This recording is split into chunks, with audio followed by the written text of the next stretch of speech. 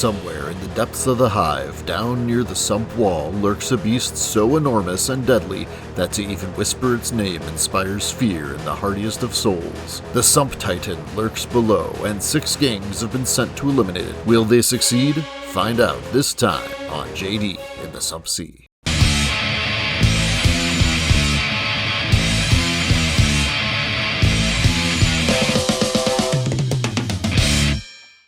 Hey, welcome back to JD in the Sump Sea. I'm Jay. So I just wanted to show you what's been going on, why we haven't done any videos in a while. Well, I've been moving, and Dale's had a lot of things going on. He's been working on a lot of videos, but he hasn't been able to release anything because he's just been so busy with the store and all sorts of things. So anyway, I wanted to show you where I've moved to.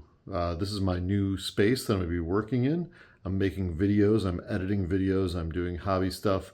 I will have it set up soon. It's not set up totally yet, but I thought I'd give you thought I'd show you where we're at. So let me show you. Yes, I had to move again. It is what it is, right? What are you gonna do? But anyway, let's take a look. So this is the new workspace, and yeah. So let's just go in here, and you'll see. I'm gonna just close the door here. But as you can see, I've got shelves, and I have my white cabinets, and all this stuff stacked up here. And I got the cabinets full of all sorts of books and things. You know, got my Dark Heresy books in here. Got White Dwarfs up there, just a whole stack of White Dwarfs. And some other things down here, more White Dwarfs, and some binders. Again, this is not totally done yet. I'm still working on the space, but I've got a lot of stuff in here too. There's most of my Necromunda books, not all of them. And of course, more White Dwarfs and old 40K stuff, 3rd edition, 4th edition, 5th edition, etc. So that's where I keep those. And we've got this cabinet as well with other, of course, gaming things. More binders full of things, some old D&D books, and of course the old Forge World stuff. So let's take a look over here. So if you look around here, you can see I've got tons and tons of bins full of miniatures and terrain and all sorts of things. This will be where my new workbench is once I get everything, you know, put away and squared away and whatnot. And over here is my editing table. So this is where I do all of the editing for the videos, and right now I'm working on a Wheels of Fury video, so that should be exciting. But anyway, yeah, so I just wanted to show you kind of my workspace. So here we are. So I hope you enjoyed looking at the workspace. I'm going to get into a video now. We're going to talk about when my good buddy Mike from the UP came down to our store, Old Guard Games, and we played a game of Necromunda on the Sump wall with his Sump Titan. So let's take a look at that. So as I was editing this video, news came out that John Blanche had passed away. And I feel like I'd be remiss if I didn't mention something about John Blanche in this video. So I just wanted to say a couple things. He really did influence my appreciation of the Warhammer world. All of the old artwork I remember is really, really influential on how I view the universe of Warhammer. And obviously he's a huge influence on, you know, the way the game has evolved, the look of it, but also the kind of the story evolves from the look of it, I feel like. And a lot of other creators and game designers and games have taken inspiration from John Blanche's work. And I just wanted to show a couple of things of his that I have that I think are really, really neat. And I don't know, I wanted to just show you a couple things that I have that I really appreciate that he did. Now, this is the 6th edition Warhammer 40K rulebook. And one of the cool things about this rulebook is that Games Workshop actually commissioned him to make new artwork for it. So I want to just open up the book, and you see in the first page here, this is like classic artwork of his from Battlefleet Gothic. But all throughout this book, once you get to the rules section and stuff like this, all of this is all John Blanche. He did all of these little designs for this book. And I just found it so interesting. Like, he's got this cool little piece of art here of this guy, and it's just full of amazing little pieces that he did. And I think this is something that I don't think a lot of people remember or even know, but he did so much cool artwork for this book. That probably gets lost in the shuffle with all of the great art that he's done over the years. But I want to just remind people about this. It's a very cool rulebook filled with a lot of great art of John's. Alright, so in addition to the 6th Ed rulebook, I wanted to show a couple other things. So this piece of art is a Warhammer Fantasy Battle artwork, and this is a poster of his this art that I have that you could get in the White Dwarf magazine many years ago. So I just wanted to show this off. I think it's so cool. I've had this on my wall for a long time. Since I've moved, I haven't been able to put it back up, but I always really appreciated this art. The Inquisitor sketchbook by John Blanche. This, I believe, was a companion piece to the Inquisitor game. And this book has a lot of the sketches, the concept work that John did for the Inquisitor game. So this has a lot of the ideas of what the Inquisitor is, what the Inquisitor game is, what the Inquisitors are, and it has a lot of his artwork going over different characters that exist in the Inquisition. And this is just such a fantastic book. I found this at an old game store many years ago. It was just sitting on the shelf. I think it was before this kind of got difficult to acquire and expensive, and I picked it up for a pretty reasonable sum. And I love looking through this book from time to time and just checking out the interesting characters that he's drawn here. And again, I think this was concept art for the Inquisitor 54mm skirmish game that they created in the early 2000s. Just love this art.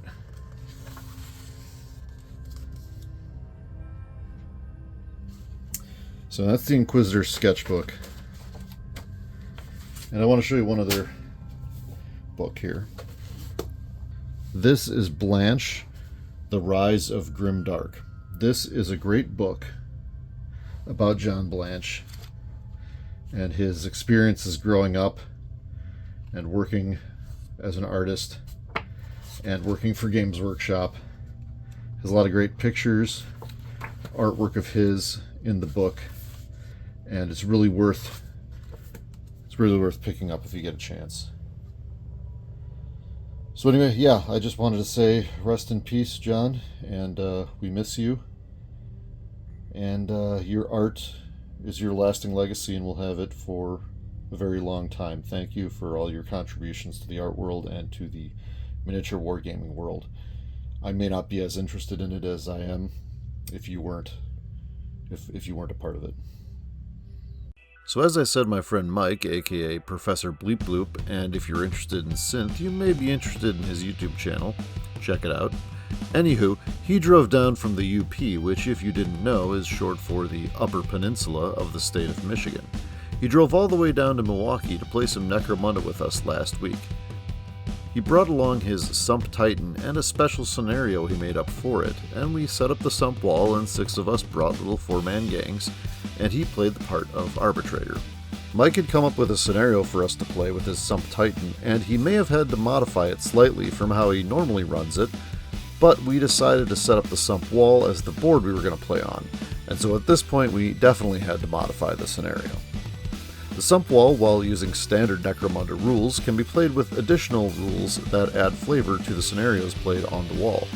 We used a couple of house rules with the sump wall in this game. The first was the deployment zones. Because the top of the wall can act as an edge on the battlefield, that edge can be used as an edge for a deployment zone. We had a couple of gangs, mine included, deploy up near the top of the wall. Another house rule we used was kind of based on the White Dwarf article from issue 496. I made a battle report a while ago based on that White Dwarf article. Take a look at the link at the top now to watch that video. We used the doors and vents in the wall as entry and exit points to the board. A fighter could enter one and exit a different one randomly in their next turn. And of course we had to rule that the Sump Titan and his grasping hands could simply move through the sump as if it were normal terrain for him. So with the house rules out of the way, let's look at the scenario and the Sump Titan rules that Mike came up with.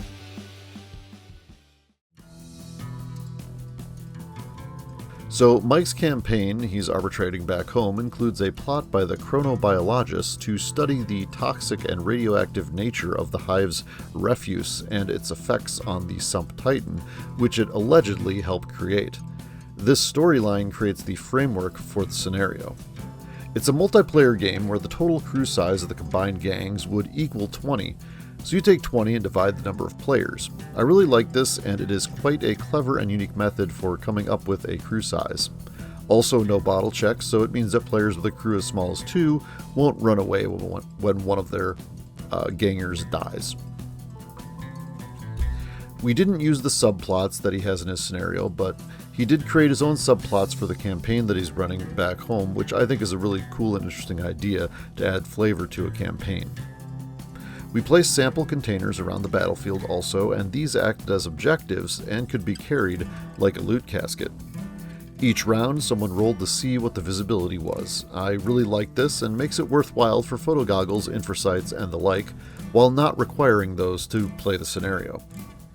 Each round a d6 was rolled to determine the bad zone event.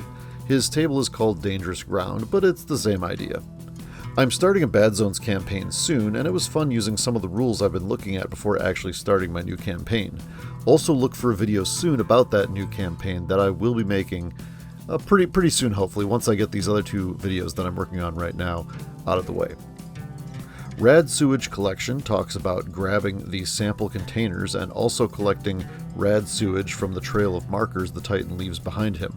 It's a really cool idea to have the Titan leave a trail of goo that you are then trying to collect, but is also quite dangerous to your fighters. The game ends when the Sump Titan dies. Well, let's look at the Sump Titan rules themselves. How tough is it exactly? Well, it turns out really tough. 12 wounds combined with true grit make this guy very hard to kill. He has Sump Grasps, where you place a Sump arm in contact with a fighter until all Sump arms are moved. Then the arms are pretty creepy. He modeled them on, I think, 40mm bases, and they're these grasping hands coming out of the Sump just to grab you, and they pull you back towards the Titan with the Sump grapple mechanics. The Sump Titan's cerebral radiation table informs how it acts, which allows this game to be played without an arbitrator. Each arm has its own stat line and attacks as well.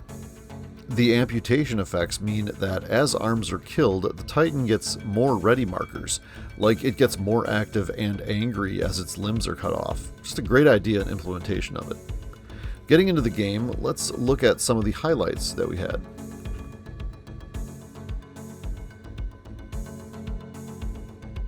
I had several interesting things happen with my gang, partly because of my deployment. You could say I made a mistake with my deployment since I put my gang in a spot where there was no obvious way down, no ladders, no elevators. Unfortunately, Bullflay, my Ogren leader, took the hard way down. He tried to jump a gap and failed his initiative. He ended up falling about 18 inches straight down into the sump. It was pretty funny that he actually survived the falling damage, but then when he activated he rolled a 6, which meant he failed his strength check and drowned, aka he went out of action. iPaintSmallThings was there with his goo movers and his beefy wizard with a shotgun. Check out this new video about how he built and painted this guy. It's always fascinating how he uses the computer to design minis. Anyways, I'm not 100% sure why the wizard was there, but there was a point where I used my champion Bootbrain to cast a psychic spell on another ganger of mine to give him Overwatch. I was intending to use it to take out the wizard when he got into range. But we collectively determined, however, that because the wizard was basically an NPC and activated at the end of the round, I couldn't use Overwatch to target him. So he moved onto the bridge and gunned down Bootbrain's pet rat, Ripjaw, and that just boiled Bootbrain's blood, so he had to step out onto the rickety bridge and shoot the wizard's brains out with his bolter. Definitely a highlight for my gang, anyway. Cursed Manufactorum Matt had his awesome-looking Scavvy gang. Just look at the Scaly with a harpoon launcher. How cool. Check out his blog at cursedmanufactorum.wordpress.com. I check it out every day. He always puts out interesting articles. I recommend it. Dale was doing a bunch of damage to the Titan with his Caudor. He just kept hitting it with a flame weapon over and over. We determined that the Titan could be set on fire, but would not react normally. He would take attacks and possibly get injured every turn, and would put himself out on a 4+, but he would not run around randomly. Stop, drop, and rolling after running around like a chicken with its head cut off just didn't seem like something it would do. We played for about 3 hours, and we knocked 11 of the 12 wounds off the Sump Titan, but we just couldn't kill it. It really didn't matter at this point because we just had a good time. And this is why I play the game. I love getting together with friends and chucking some dice and laughing and playing a good game and just having a good time with really cool minis and terrain. I always think back to a Gen Con in the 90s where I saw a big booth, I don't know, it felt like 6 foot by 8 foot at the time, where there was this huge city that they had made in miniature and it was for Shadowrun. And the spectacle of that game is what really convinced me that I wanted to do this, that I wanted to play miniature war games. The spectacle is what drew me in, but the friendships that have been made is what has kept me in all these years. Well, that's all I've got for you this time. As always, thanks for watching. Please like and subscribe.